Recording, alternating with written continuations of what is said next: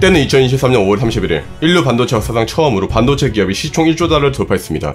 그 주인공은 바로 엔비디아. AMD랑 인텔 합쳐도 엔비디아의 절반도 되지 않을 정도로 엔비디아는 반도체 황제로 대체 불가능한 위력을 과시하고 있죠. 그리고 이 엔비디아는 대만 TSMC의 든든한 아군입니다. 반도체 회사는 크게 팹리스, IDM, 파운드리로 나뉩니다. 쉽게 생각해서 빵의 레시피를 만드는 곳이 이제 팹리스예요. 얘네는 레시피를 만듭니다. 이 레시피를 파운드리한테 주면 파운드리는 레시피를 통해서 빵을 만들어냅니다. 그런데 어떤 빵집은 레시피도 본인이 직접 하고 빵도 직접 만들기도 하겠죠. 이런 곳을 IDM, 종합반도체 기업이라고 부릅니다. 빵의 레시피를 잘 만드는 곳은 애플, 엔비디아, 구글, AMD 이런 곳이고요. 빵을 잘 만드는 곳은 TSMC입니다. 그리고 고루고루 다 잘하는 곳은 삼성전자, 인텔, SK하이닉스입니다. 그런데 레시피를 잘 만드는 엔비디아가 너무 강력합니다. 엔비디아 레시피가 너무 맛있어서 대중들은 엔비디아 레시피로 TSMC가 만든 빵이 아니면 사 먹지를 않아요. 설상가상으로 현재 전 세계를 지배 중인 AI 반도체 핵심이 바로 엔비디아의 고성능 그래픽카드 A100과 H100인데 이 두 개를 모두 TSMC가 만들고 있습니다. 챗GPT에는 엔비디아의 그래픽카드 A100이 1만 개나 사용이 되거든요. 이런 엔비디아 행보와 반대로 미국의 인텔은 지금 눈물이 납니다. 삼성에 치이고 엔비디아에 빌리며 약 10년 전 무소불위의 대장이었던 인텔은 추락하고 있습니다. 실제로 2021년 인텔의 CEO로 취임한 겔싱어는 월스트리트 저널에서 인텔의 몰락 이후로 반도체 역량을 아시아 지역에 편중되도록 손 놓고 있었던 것을 보았습니다. 대만의 TSMC와 한국의 삼성전자의 반도체 생산 능력이 집중된 것, 그리고 인텔이 따라가지 못한 것이 바로 실수라고 말한 것이죠. 30년 전까지만 하더라도 미국이랑 유럽이 전체 반도체 시장의 80%를 가지고 있었지만 지금은 우리 아시아가 전 세계 반도체를 대부분을 만들고 있으니까요. 실제로 미국의 경제사학자 크리스 밀러도 그의 저서에서 미국은 30년 전에 일본의 반도체 경쟁력을 묶어버리면서 미국의 반도체 기술을 배우러 온 이병철을 보고 도와줬었고 그 덕분에 후속주자였던 삼성전자가 치고 올라갈 수 있었다고 말했습니다. 미국이 그때 이병철한테 최고 수준 반도체 기술을 전수를 해줬었거든요. 일본이 그때 미국한테 까불었던 게 미국 입장에서는 마음에 안 들었거든요. 당시 인텔의 창업자 고든 무어는 가치 있는 기술을 쉽게 넘겨준다고 걱정할 정도였습니다. 그 결과 삼성전자는 인텔이 두려워하는 기업으로 성장했습니다. 그리고 2023년 4월 인텔은 이러한 시장의 흐름을 바꾸기 위해 영국 반도체 설계 자산 기업 ARM과의 파운드리 동맹을 선언합니다. ARM이 무슨 기업이냐? ARM은 아이폰이랑 갤럭시에 쓰이는 설계도를 만드는 기업이에요. 더 거칠게 말씀드리면 빵 레시피에 레시피를 만드는 회사입니다. 빵을 만들려면 밀가루가 필요하잖아요. 이 밀가루의 레시피를 만드는 곳이라고 생각하시면 이해가 빠르실 겁니다. 그래서 ARM을 두고 팹리스의 팹리스라고 부릅니다. 그렇기에 ARM의 설계도가 없으면 아이폰이랑 갤럭시는 만들 수가 없습니다. 미국의 애플 입장에서 한번 봅시다.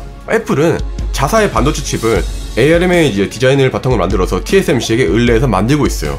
한국의 삼성전자는 경쟁자이기 때문에 좀 꺼려지기 때문에 TSMC에 맡기는 거거든요. 그런데 같은 나라의 인텔이 갑자기 ARM이랑 손을 딱 잡는다? 애플이랑 퀄컴 같은 미국 기업들은 새로운 선택지가 하나 더 생기는 거죠. 어차피 AP 설계를 ARM 기반으로 하고 있는데 인텔이 ARM과 이제 파운드리 동맹 맺어서 삼성전자랑 TSMC를 추격하려고 하니까요. 그런 우리나라 삼성 파운드리에게 보이는 것은 인텔이라기보다 TSMC일 거예요. 왜냐면 인텔은 세계 반도체 파운드리 10위권 맡기고 삼성 파운드리의 가장 강력한 경쟁자는 시장의 56%를 차지하고 있는 TSMC일 것이기 때문입니다. 삼성 파운드리 위에는 TSMC밖에 없거든요. 하지만 애플이랑 엔비디아는 이제 TSMC를 택하고 있고 삼성 파운드리는 이 한계를 넘기 위해서 2023년 어드밴스드 패키징 팀을 꾸려서 패키징 기술에 주목하고 있습니다. 패키징은 쉽게 말해서 빵을 코팅하고 변질되지 않게 만들어주는 기술이에요. 맛있는 빵에 초코 코팅을 싹 발라주고 진공 상태로 만들어주면 그 촉촉함이랑 맛이 오랫동안 지속이 되겠죠. 조병현 삼성전자 어드밴스드 패키징 사업팀 수석 엔지니어는 올해 4분기부터 삼성전자 엑시노스에 펜아웃 웨이퍼 레벨 패키징이라는 기술을 적용할 것이라고 밝혔습니다. 펜아웃 웨이퍼 레벨 패키징이 뭔지는 지금 오른쪽 상단에 카드를 봐주시면 됩니다. 요점은 뭐냐면요, 삼성에서는 TSMC를 추격하기 위해서 지금 다양한 기술을 개발 중에 있고 반도체 핵심으로 불리는 패키징에 투자를 시작을 했어요. 본격적으로. 굳이 왜 빵을 맛있게 하고 변질 안 되게 만드는 것이 중요한가? 중요합니다.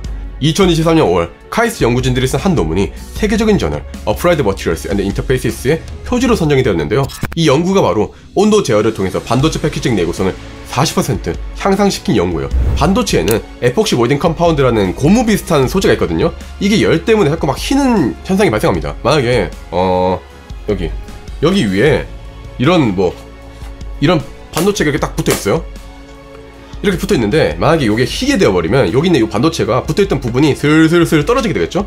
그러면 반도체 칩이 고장이 나는 거예요.